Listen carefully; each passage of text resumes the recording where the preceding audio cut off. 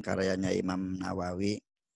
Jadi memang terjadi perbedaan pendapat yang cukup tajam antara boleh dan tidak. Yang membolehkannya pun dengan syarat. Dengan syarat, jadi meminta upahnya itu dengan upah yang soheh lah. Soalnya berarti kan kelayakan seperti umumnya orang ngajar lah. Jangan sampai tarifnya cuma 1 jam, ceramah 1 jam itu sampai 15 juta sampai 25 juta. Ya, itu.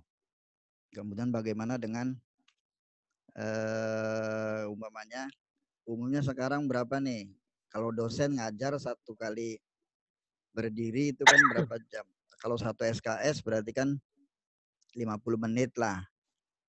1 jam. 50 menit itu umpamanya honornya 200.000 atau 500.000, ya itu yang wajarnya, nggak melebihi itu. Jadi keumumannya. Memang dilema juga sih kadang-kadang. Jadi kadang-kadang ada yang DKM-nya ngerti, ada yang DKM-nya tidak ngerti. Kalau saya pribadi ini, saya paling nggak mau itu sebenarnya ceramah. Saya paling nggak mau ceramah, meskipun dipaksa-paksa dan lain sebagainya. Dan khotib pun baru-baru ini. Jadi khotib, jadi pengajian itu saya cuma 1 aja, yang lainnya nggak mau lah. 1 di masjid bulanan, 1 di ini. Tapi yang paling ini agak menyimpang sedikit lah. Masalah khotib itu juga jadi perdebatan itu. Kalau kita lihat di muhadzab, khotib itu kan sunahnya tidak boleh lebih dari panjangnya sholat. Kalau sholatnya itu umpamanya 5 menit, berarti sunahnya itu 4 menit atau pas. Itu khotib. Kebanyakan kita kan khotib kan kemana-mana. Setengah jam. Karena apa? Di kitab muhadzab itu ada lagi di syarahnya itu Al-Majmu' fi Syarhil Muhadzab karena Imam Nawawi, bahwa orang yang khutbah lebih panjang dari sholatnya berarti itu ciri dari seseorang itu belum faqih, belum paham agama. Karena di Barzanji pun kan Rasulullah itu meringkaskan khutbahnya, memanjangkan sholatnya. Itu agak intermezzo aja. Tapi intinya para ulama itu perbedaan pendapat antara yang membolehkan dan ada yang qot'i tidak membolehkan. Yang membolehkan pun dengan syarat. Syaratnya itu tidak meminta yang lebih. Jadi meminta upahnya pun ijarotan sohihan atau ijarotun istajarahu ijarotan sohihan. Yang layak lah, upah yang layak. Keumumannya berapa? Kalau disamakan dengan penceramah atau yang sekarang dosen lah, itu dosen itu umpamanya kalau guru TK, guru TPA ngajar setiap hari honornya 500.000. Itu memang dari jauh dari kelayakan lah. Tapi kalau kita niatnya baik, kita kembali lagi ke niat kita. Ya, kalau kita niatnya baik, insya Allah lah. Jadi ngajar itu untuk ibadahnya, insya Allah nanti dibukakan jalan dari yang lainnya, rezeki yang dari yang lainnya, seperti usahanya ya lancar. Ya ini tahadus bin nikmah. Saya ini nun sewu, maaf, saya ini kan kalau kata Ustadz itu kan santri saya tidak boleh jadi PNS. Tuh udah. Saya pegang itu 1. Kemudian saya mondok di Krapyak. Selesai di Krapyak saya pengen kerjalah di pabrik atau di mana lah, yang honornya kan, yang gajinya kan wah kan seperti itu. Tapi saat itu saya sudah ngajar dengan honor 300.000. Kondisi saya mau menikah, tapi pas saya sowan ke Bogor sudah nggak ada mamanya, apa, Mama Elon almarhumah sudah nggak ada.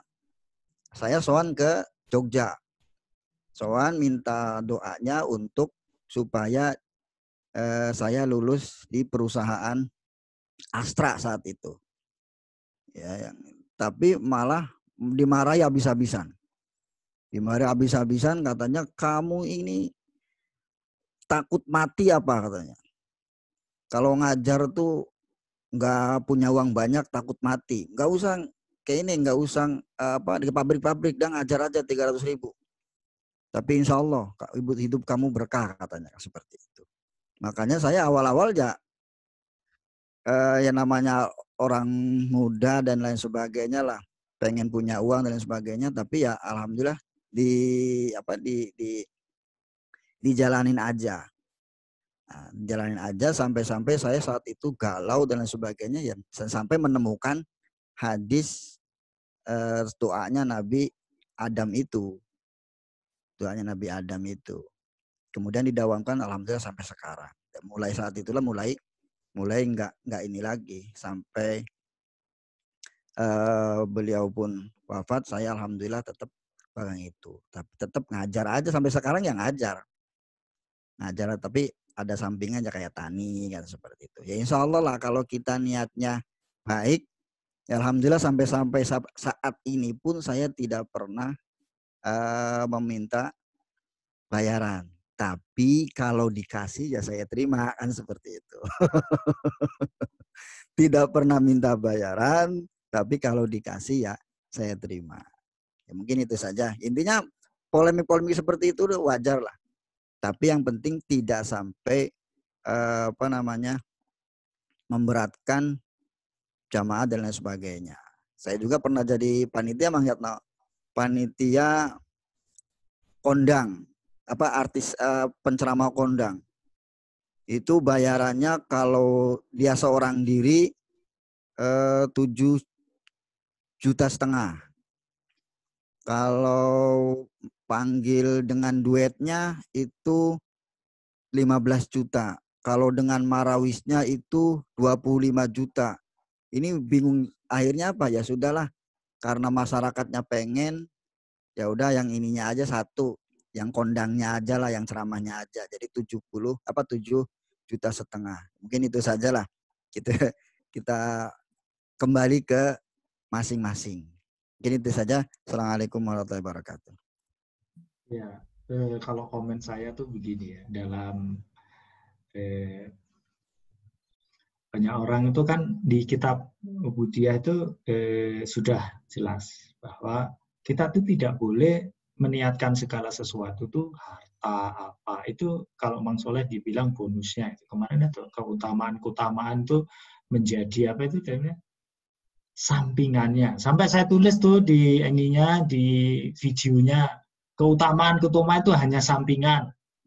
Gitu. Nah itu seperti itu. Kalau menurut saya itu di dalam kitab-kitab itu juga bahwa maka istiqomahlah apa yang sudah digariskan ke kalian, ke kita. Ya, jadi tapi jangan bercita-cita tergoda pagar tetangga lebih hijau. Misalnya nih. Menjadi seorang Mang Soleh yang gampang kan udah ketemu tuh. Jadi dosen, jadi ya sudah jadi itu aja.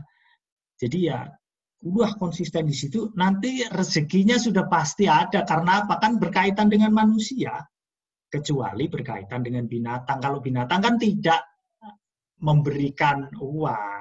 Nggak usah di sini, pasti masa ngundang nggak dikasih uang. Memangnya bisa jalan tanpa, kan belum jadi wali. Kalau wali langsung, yes, langsung sampai sana. Kan udah salah. Kan begitu. Nggak usah khawatir.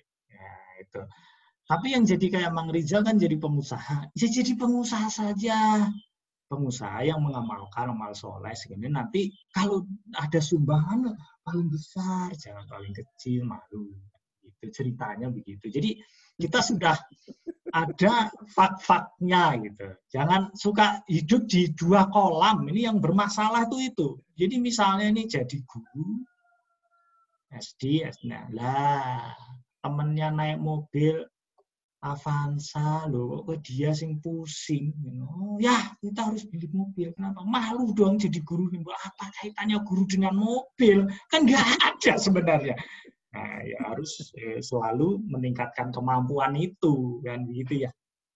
Nah, kalau kita berusaha, yang jadi masalah itu sebenarnya itu. Jadi kita tuh ya kalau jadi harus ikhlas. Kalau ikhlas dalam prakteknya seperti itu. Jadi kalau jadi orang perbankan ya memang gatot, jadi mau perbankan yang baik.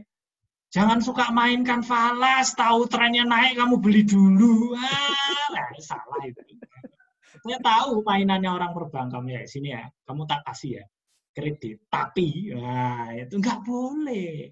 Itu namanya sudah jadi perbankan ya menyalurkan uang dengan tepat, tapi jangan mencari kekayaan di situ. Berat ya. Itu ya masalah-masalah yang sering kita hadapi ya, di dunia gitu. Kalau khusus kalau saya untuk ilmu yang kaitannya perilaku, kalau skill ya skill tahu cara menyetir mobil. Nah, itu kan bisa skill kayak mesin. Fine, itu bisa ya aku tuh profesional dalam hal ini boleh. Tapi kalau ilmu-ilmu yang kaitannya dengan perilaku, ya itu ada namanya, kalau saya yakini itu ada, saya pernah ngaji juga bahwa itu adalah orang berilmu dengan orang berpengetahuan itu berbeda. Kalau berilmu itu ilmunya gak hilang, kalau berpengetahuan tak pikir orangnya mati hilang, pengetahuannya hilang. Saya pikir begitu ya, kecuali ditulis. Ya, tapi kalau ditulis gak dibaca orang juga hilang.